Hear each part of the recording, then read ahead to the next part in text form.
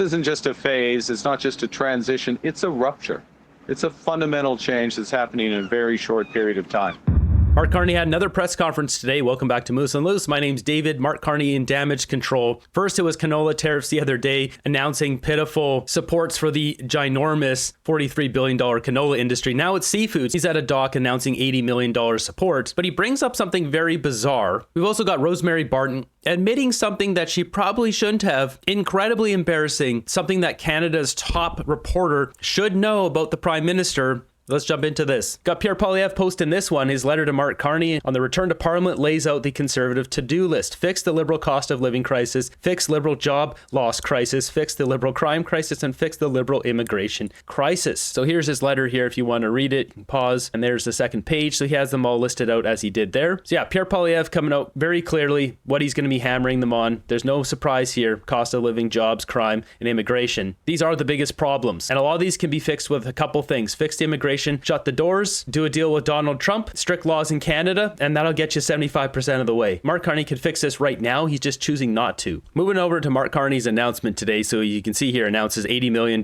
in tariff relief for businesses in Atlantic Canada. What's weird about this announcement, some of the specific details he gives here are very bizarre. I'm not going to say what they are. I'm just going to play it out. But basically, he's talking about different ways for industries to modernize. We all know what that means, eco and green. Now, the $80 million under that regional tariff response initiative that goes to Atlantic Canada will help, as I said, SMEs to expand into new markets. For example, SMEs, small and medium-sized enterprises, small and medium-sized businesses. Developing innovative packaging and product formats.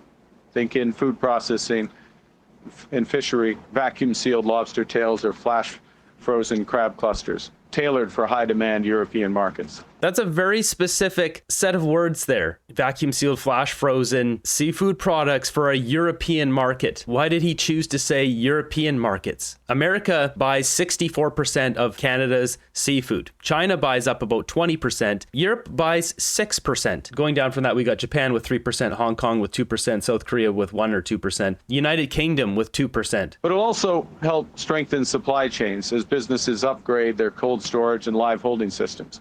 So products can stay longer, there's fresher for longer, and make it easier to reach more export markets overseas. Why is he talking about packaging and storing? I get that he's offering $80 million for these companies to upgrade their businesses. But when most of our business, 64%, is going to America, getting that American deal is all that matters. Sure, in the future, maybe Canadian companies should be diversifying away from America a bit more just to be a little more financially stable. But that's not the place we're at right now. Right now, he just has to get a deal. So once again, why is he mentioning packaging? That is so bizarre. Is it because Brookfield owns packaging companies? Is that why he's mentioning packaging? Call a spade a spade. Brookfield has two packaging companies here. This one here, Scholler Albert, returnable plastic packaging company in Europe. This company makes plastic containers good for transporting seafood, not for flash sealing it, not for vacuum packing. They don't do vacuum packing, any of that kind of stuff. But it could be used to transport seafood, and that's the problem we've got here. Mark Carney has too many conflicts of interest where we don't know which companies are getting wrapped up into whatever he's saying. He could be making money off of any of them. There's too many. He has to be forced to sell all of his stocks and shares, all of his Brookfield, all of it. But we do have this one here, Jindal Poly Films, food packaging company in India. They make packaging films for food such as focusing on recyclable materials like BEPOT and BOPP. So looking on their website here, so this company doesn't do vacuum packing, but just looking into it, they already have a strong base in heat sealing and barrier films. They're already using this stuff, so they could easily switch over to vacuum packing. And then once again, this is just what we're getting into here with Mark Carney and too many conflicts of interest. Are they going to get into vacuum packing lobster tails, and then Carney's going to push a bunch of Atlantic Canada companies over to this company to do vacuum packing? Who knows? But that's the problem. Mark Carney has to sell his stocks. It's getting ridiculous. Top of these packaging companies. Brookfield has logistics out the wazoo. They have warehouses everywhere. So simply adding vacuum packing is one of the smaller parts. They already have the big part here, the logistics. And Brookfield has bought and sold numerous cold storage companies in the past. I don't think they have any right now, but they do have experience in cold storage as well, which you'd need for seafood. And our manufacturing and resource industries will also benefit. So equipping Atlantic Canadian businesses with the tools they need to respond to new challenges, to innovate. New challenges, to innovate. This is all the same language from this guy. It's eco and green. But don't worry, he's invested in the companies that are already eco and green. And to modernize.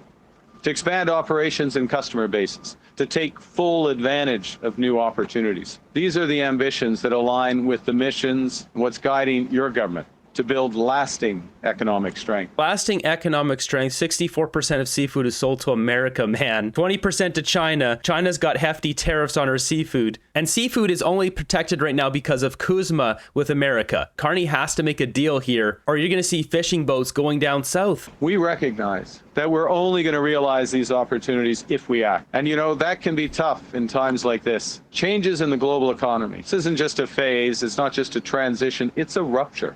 It's a fundamental change that's happening in a very short period of time. And that rupture brings immense uncertainty. This guy loves to come up with these coined words that stoke fear. He doesn't want the boogeyman Donald Trump to go away. This guy talks about moving fast, and it's been 6 months. And when you have that big uncertainty, that can paralyze decision-making, hold back investment, stifle growth. But this is not the time to delay and hope for the best. Hope is not a strategy. It's time, as I said earlier, to control what we can control.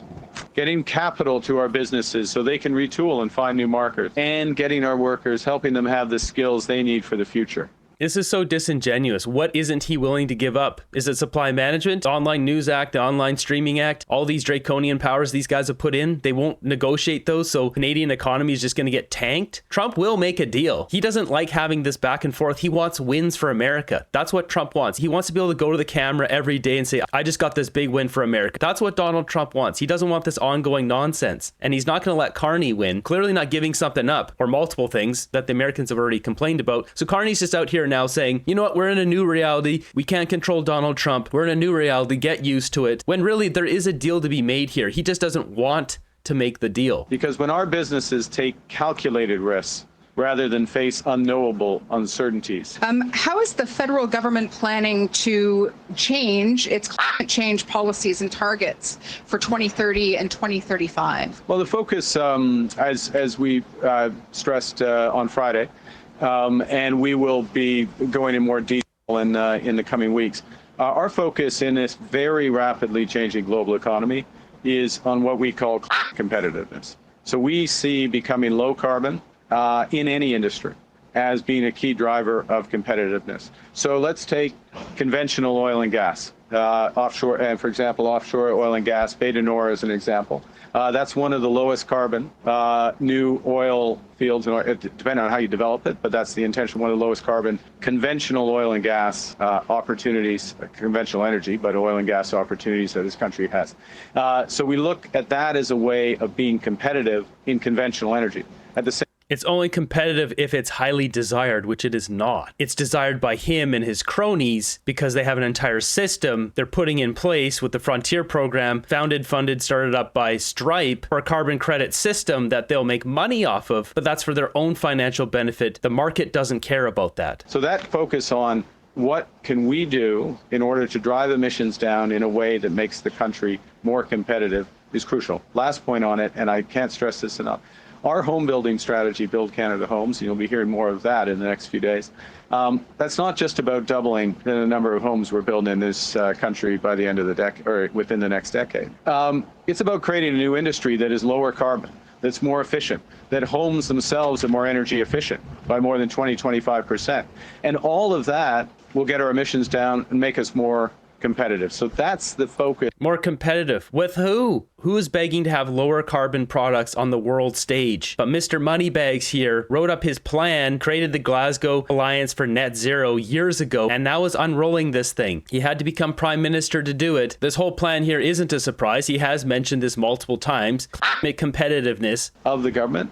The government is focused on results, making companies, businesses, industries more competitive. This has been his plan the entire time. Yet you know who doesn't know anything about this? This is very shocking. It's Rosemary Barton. She does not know about Carney's plan at all. She's supposed to be the lead journalist at CBC? He did talk about a climate competitiveness strategy on Friday, Rob, that I had not heard of until Friday.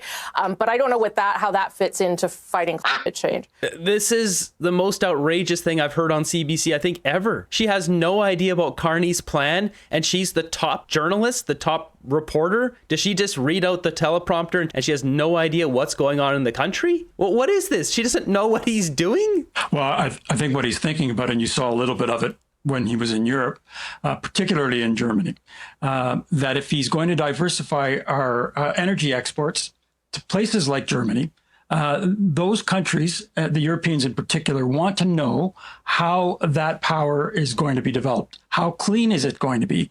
It's part of their legislative process to buy clean power now. And so the competitive advantage they believe is that the energy production in Canada is less carbon intensive if we're talking about oil. In terms of LNG, it's cleaner as well. So, this is something that Mr. Hodgson was peddling in a big way when he was in Berlin. I think Mark Carney has always been a bit of a skeptic. He told me this a couple of years ago before he was prime minister in an interview about the battery factory strategy that the previous government and provincial governments are into in a big, big way. He thought if you really wanted to bring the benefits of energy transition home to Canadians, you could have taken less money than would have been invested in battery plants and put a heat pump, an efficient heat pump in almost every home in Canada that's heated now with oil, for instance.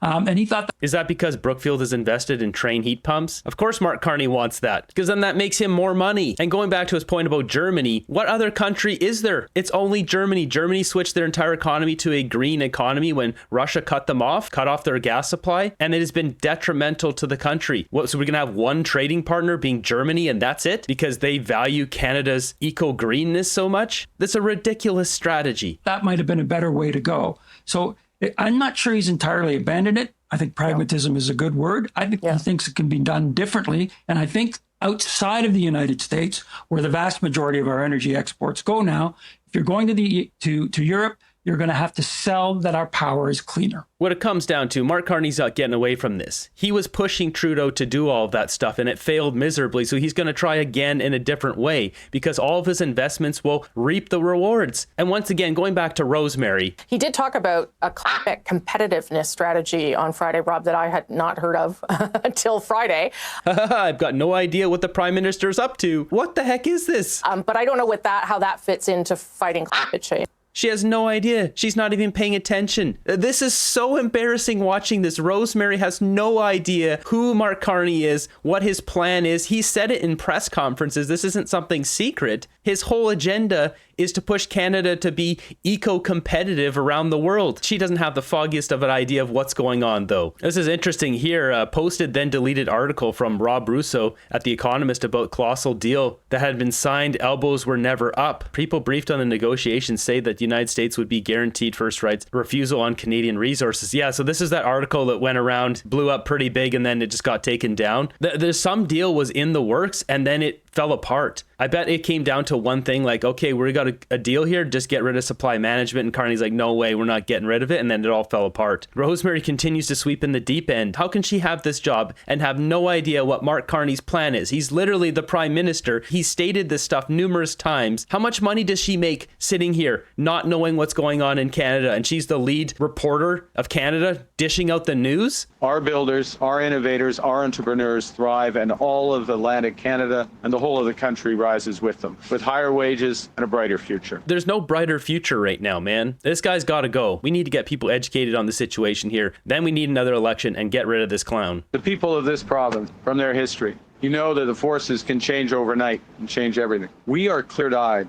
Canada's new government is clear-eyed about the scale and the speed of the forces currently at play outside our shores. He's so clear-eyed, he went on vacation and didn't bring Parliament back for a couple months in the summer because it didn't really matter to him, even though it's the biggest crisis. This guy's a walking contradiction. I'm going to show you another clip here of Scott Reid basically admitting that. We're empowering Canadians to shape our own destiny. This guy's not empowering anyone. He's empowering his own bank account. That's about it. So listen to this. We've got Scott Reid here, basically tongue-tied, admitting that Carney says one thing and then he says another thing, and they're contradicting over and over. The government is promising a lot of money in support. Where is that money going to come from, Scott? Well, it's going to come from the federal treasury, and we're already significantly in deficit, and one suspects that the cost of trying to survive this trade assault and restructure for the longer term is going to be significant. Prime Minister has indicated there's going to be a tough budget coming. He calls it an austerity and investment budget. And here again, talk about mixed messages, talk about a complicated communications challenge. He has been saying, we will cut the operations of government, all of the things that we require to spend money on to keep the government going, to sustain regular departmental and operations activities. We're going to try to cut those, winnow those down so that we'll have more to put into emergency relief for tariff and long-term strategies to sustain and build new jobs, new growth. That's the message he's going to try to balance, I think, all the way into the lead up to the House resuming next week, and then all the way into the budget. But it is, as we've underscored over and over, it is a complicated, double-barreled message, and that really highlights the huge challenge the Prime Minister has in front of him. So even Scott Reid here has to admit, Mark Carney coming out with his austerity budget, investment budget. You can't have both. If you have an austerity budget, you're going to be making cuts. Well, where does this investment come in? Mark Carney flip-flops on everything. He lies all the time. Let's not forget those memes that we had of basically Mark Carney lying. They all stemmed on from the semiconductor lies. Canada supplies the most semiconductors to America, or whatever the junk is that he made up. Well, look at this one from iPolitics. Carney government non-committal about Canada meeting 2030 climate goals. He doesn't want to tell anyone his plan. This guy's devious. Speaking in Newfoundland Labrador today, Carney was asked by reporters how Canada is planning on adjusting its climate targets. Prime Minister Mark Carney won't say whether Canada will meet its goals under the Paris Agreement by 2030. He doesn't want anyone to know his plan. This guy is a sneaky banker. Prime Minister, how do you plan to pay for these support measures? Will it be adding to the deficit or through cutting programs? So the measures we're taking, the Strategic Response Fund, liquidity so that businesses can pivot to grow. What I'm talking about principally today, the Regional Tariff Response Initiative, $80 million for Atlantic Canadian small, medium-sized enterprises so they can invest in the future. Those are investments. Those are proud investments. They're ambition investments for the future. This guy loves to word salad things up. They're investments. They're investments. Is it debt or are you cutting something, Carney? So fast forward here, he doesn't answer the question. I'm curious what kind of relief can people who lost their homes to wildfires here expect from the federal government and when? And I'm also curious if you believe it's time to establish a national fire agency, given the amount of destruction seen this season. Well, I think thanks for the question. And let me first say to those families who've lost their homes, lost their property, and been through the trauma of the fires, we need to continue to invest in all aspects of fire prevention, including with Indigenous peoples, with traditional methods, all aspects of fire prevention, fire detection. We're making huge investments in our satellite detection, which is helping us to move quickly. These guys have been sending our money over to Africa and Ukraine and everywhere else for years. And he talks about investing in our fire prevention, fire protection. Where are the water bombers, dude? We could have had an army of water bombers. At this point, we could have 50 of them flying around the country just putting out every single fire, or 100 of them. These guys are all talking, no action, and then they just dishing out money to the other side of the world where there's no audits on that cash. You got the Prime Minister there. Ask him about his conflicts of interest. Ask him how he could possibly be Prime Minister with so many conflicts. Ask him how he thinks it's fair that he's invested in over 600 companies and is still Prime Minister. Just weak questions from these reporters. While the wildfires are a major issue here, you're just going to get this very generic response from this guy. Ask him a real question. Put him on his heels. Finally, we get someone here asking him a real question, calling him out on this. $80 million for all these small and medium-sized businesses is nothing. It's absolutely nothing. I'm wondering about the amount of money that you're talking about here. $80 million split across 4 provinces and all small and medium-sized enterprises. Does this realistically actually serve all of the needs that are going to be out there? If you look at even the Chinese tariffs on shellfish, for instance, a sustained tariff there is going to be devastating. Can this really help manage what's going to be tremendous impact for folks who aren't necessarily going to become Boilermakers or serve the major projects? Yeah, no, so I think the first thing to say is part of the way we allocate, look, $1 billion is a lot of money. The overall format, $1 billion is a lot of money. And what we're allocating here is bigger than the relative share of population, the relative share of GDP of the overall Canadian economy, allocated that way. The second, this guy trying to talk himself out of a hole. Is it's channeled, as I said, through ACOA, the Atlantic Canada Opportunities Agency. And then on top of that, we have the Business Development Bank programs as well. On top of that, we have various liquidity facilities that are available as well. So there's lots of ways to help businesses get time to develop the plan and make the pivot. This is Mark Carney once again, getting asked a question and not answering it. We expect to buy Canadian steel. We expect to use Canadian IT professionals, Canadian HR, and on it. You guys just funded Chinese ships using Chinese steel in China. You can't say this and then you send our money over to China. The hypocrisy of this guy is unbelievable.